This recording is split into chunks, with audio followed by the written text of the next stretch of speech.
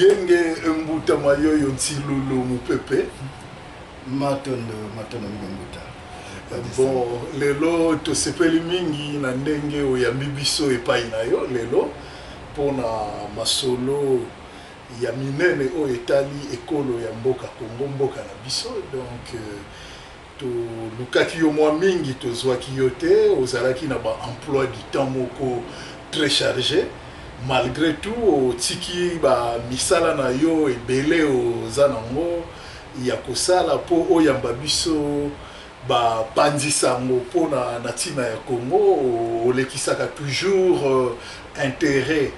ya Congo liboso ya ba intérêt personnel na yo yango wana otikaki mwa misala na yo ya bibiso to sepeli yango trop to pesi encore yenge susu pona natina ndenge oyambi biso donc sans plus tarder to memelaki yo mwa mituna mike pona koyeba mboka na biso soki ndenge ndeko Eliezer alobaka tokomi wapi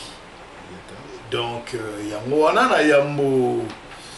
to banda masolo na biso tokotuna yo tina nini olingaki ke masolo na biso e banda na discours ya notre premier ministre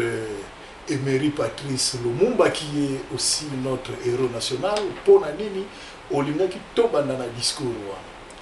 Congolais, Congolaises, combattants de l'indépendance aujourd'hui victorieux. L'indépendance du Congo, si elle est proclamée aujourd'hui dans l'entente avec la Belgique, pays ami, avec qui nous traitons d'égal à égal, nul Congolais digne de ce nom ne pourra jamais oublier que c'est par la lutte qu'elle a été conquise. Une lutte en laquelle nous n'avons ménagé ni nos forces, ni nos privations, ni nos souffrances, ni notre sang. Nous avons connu le travail harassant, exigé en échange de salaires de misère. Nous avons connu les ironies, les insultes, les coups que nous devions subir matin, midi et soir, parce que nous étions des nègres. Qui oublie? Matondo mingi buta mopanzi sango kolanda mituna boliko tuna. Soki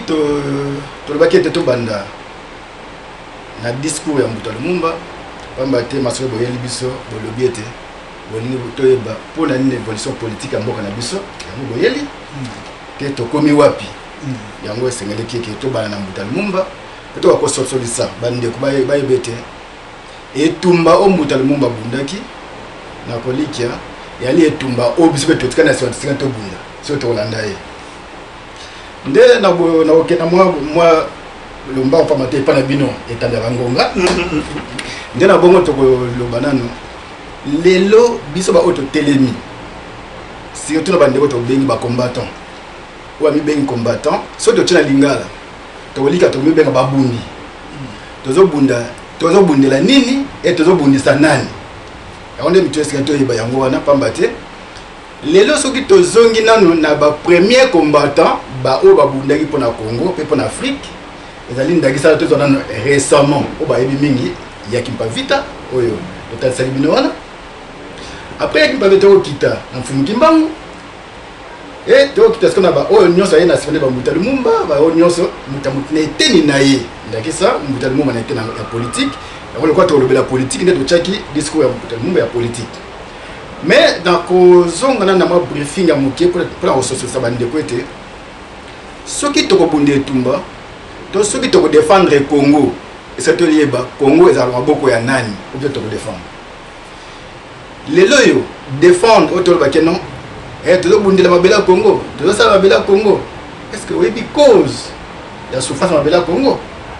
to bi yango te ya wo moni mfungi mako tanga ngene 21 pour na alimbola biso ba cause oyo wana yango esalaki lelo ete Mbuta Mfungimbangu na kopesa programme na ye kolandela politique ya Congo mais tant que tolandi discours Mbuta Lumumba alobi nini abi na indépendance o biso tonyokwa meli o bakateli biso maboko o basalaki mpona biso yango lelo totelemeli awa yango ndo bakiti parce que indépendance tozalaki na maboko wana ya ba belge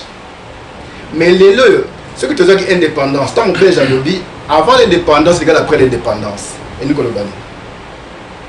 nakolega tocha nini moi extrême muta Mobutu potota sabino ba kokoso bango bakutana nango na tango bakutana le poso pembe to ko apena eteni wana ça dit nous kolobani que ceux qui les ngamba politique ou bazo la politique so ba la politique est-ce que ba se référer na Muta Lumumba est-ce que Muta Lumumba tant va sali politique tant va sali MLC ouais mouvement MNC mouvement national Lumumbiste bolimbisi mutopamisango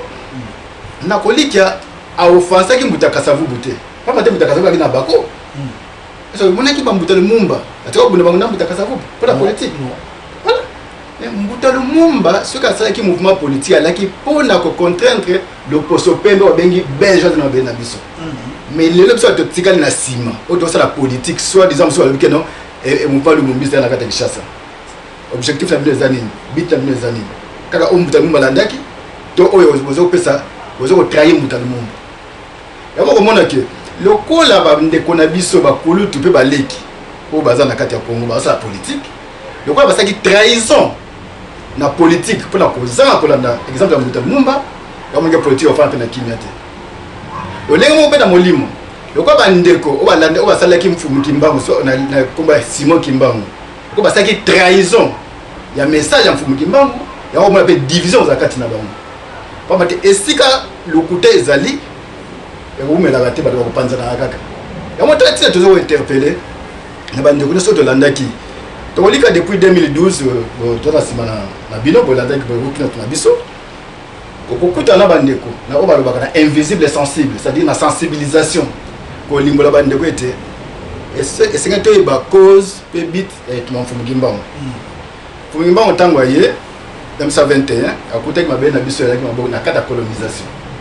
Il y a un télémaquillage qui était assimilé qui mon dit la bokene na belé naé à travers ben dans kimia toute sa indépendance il y a la kabiso indépendance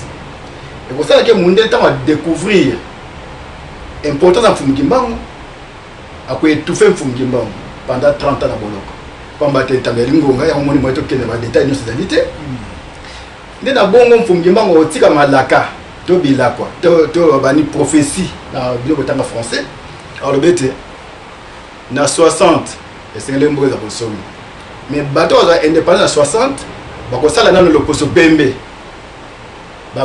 trois premiers dirigeants on va prendre le poso pembe sur de l'année malam donc ça vient peu professeur na le temps époque tala le tant aussi indépendance Muta Lumumba ba nommé premier ministre et ça là combien de temps tu vas la session katangese et tu as extrême de Mobutu boko yo katango après so ko landi yango so ba ta ko sosola ba mona keno a comment ko regretter Muta Lumumba na sima pambate ya kanisa keno ko trahir Muta Lumumba et ko za important pour na ya zo konzi pour asala ko nzo kande et il faut ça le poso pembe et tant il découvrir que de 60 ti na 65 azo ko simba ta minéré na yete quand le Belgique d'azo la minéré na est-ce que ça là à comment comprendre ah donc le Lumumba qui a raison mais moi je me sens pour les réalités mais il faut ça mon social pour comprendre c'est le lingue moko dans les deux le peut dans ma politique ce qui te la politique la bande ko na mboka na biso to ba est-ce que c'est ça legi so to la politique par rapport à nini pamba te c'est que to défendre cause à Congo na biso o yali bloqué na Occident o yali ekangami na ba Belge pour évaluer les autres dans des cas ceux qui tous allés qui banent à Boania biso ba diaspora tout ça va na Boania vraiment na Olikia na temps président Kabila Kabangi a auto signé accord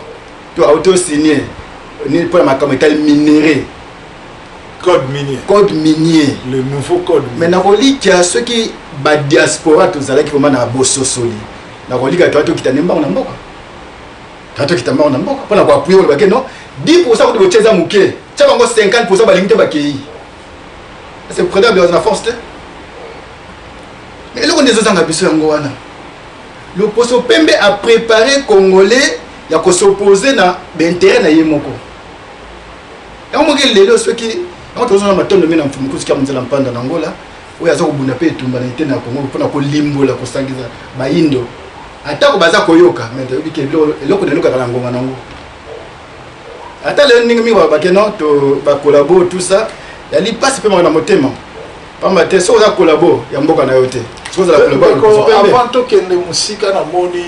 totya nanu extrait oyo ya Mobutu alobaki par rapport ya contentieux belgo-congolaise totya nanu extrait wana matono muta nde yango tokotala sikoma eteni wana mpona bososola malamu eke yali kokoso mpe pasi na eteni na ye aregretaki yango mekomi na